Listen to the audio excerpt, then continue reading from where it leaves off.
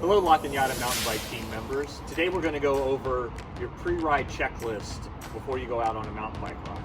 This is the ABCDs of a ride that we've talked about before, which is air, brakes, chain, and derailleur. Okay, so first on our list is A for air.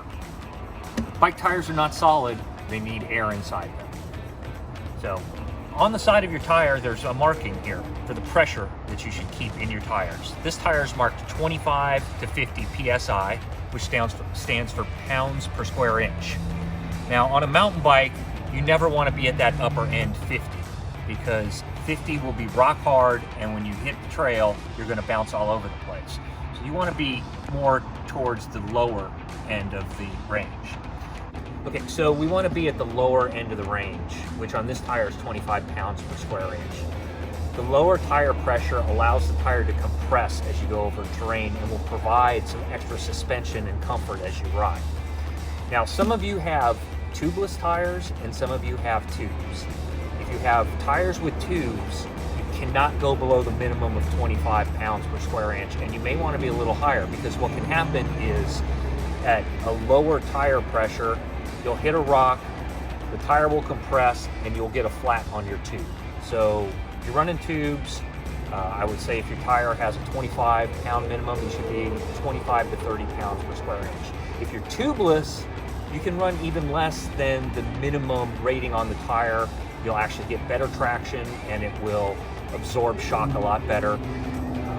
So on this tire, I might run 20 pounds per square inch. Okay, so I'm about to start my ride. I'm going to check how much air I have in my tires. So just by feeling this, I'm pushing on the side and it's really hard. I think I might have too much air. Let's see what that looks like. Oh, that would not be any fun riding over bumpy terrain. So if you guys have a floor pump, every one of these floor pumps have a gauge on them that show you what the pounds per square inch is. If you don't have a floor pump, again, it's sort of this intuitive feel you gain over time.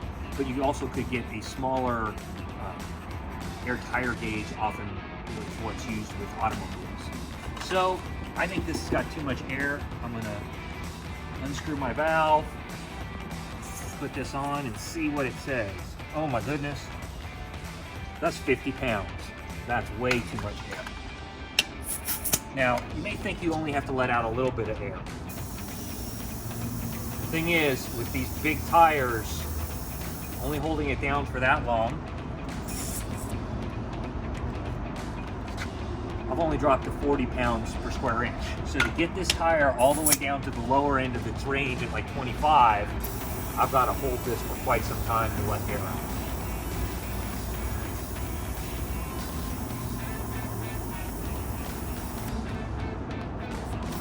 Still feels too hard to me.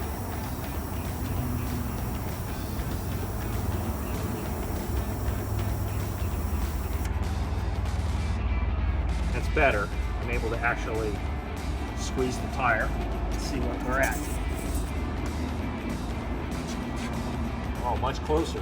I let out all that air and we're still only down to 30 pounds per square inch.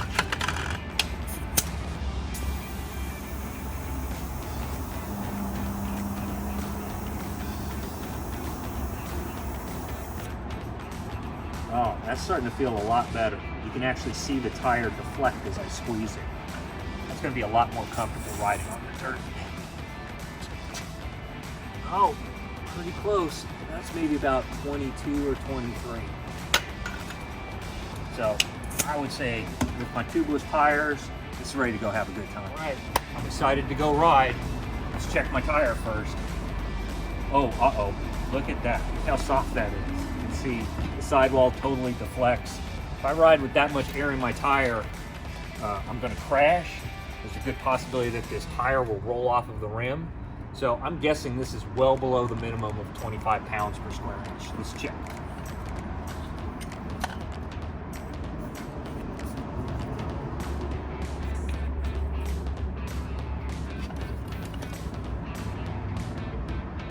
Oh boy, there we go. It's about sitting at about 5 pounds per square inch. No riding with that.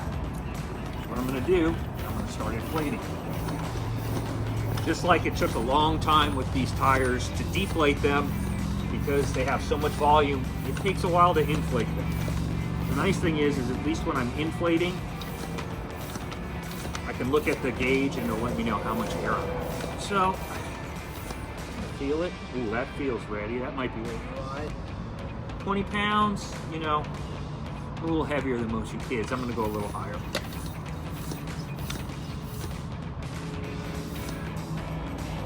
All right, 25 pounds on the minimum. Take that out, close up the valve.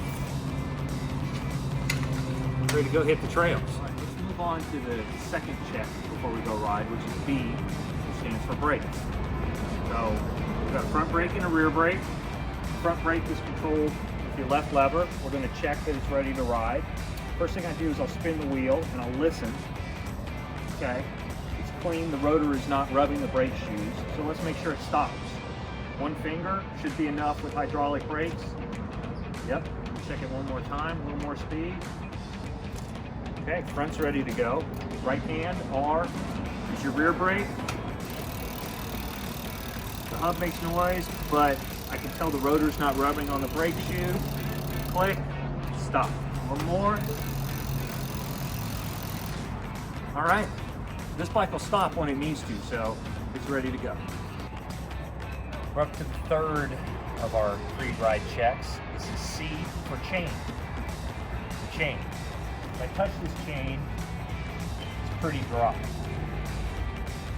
So before I go ride, I'm going to have to lube this chain up.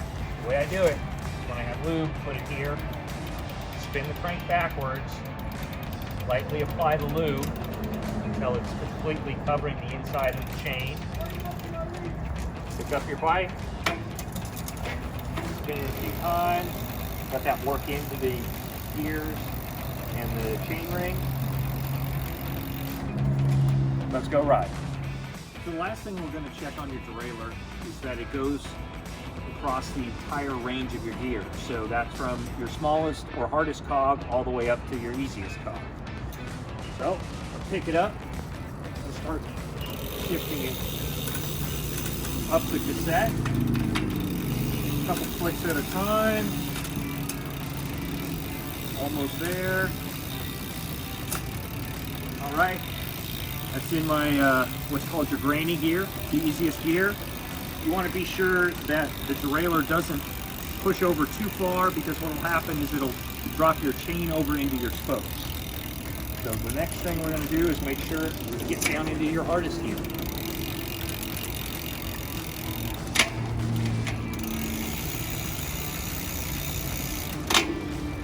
Almost there.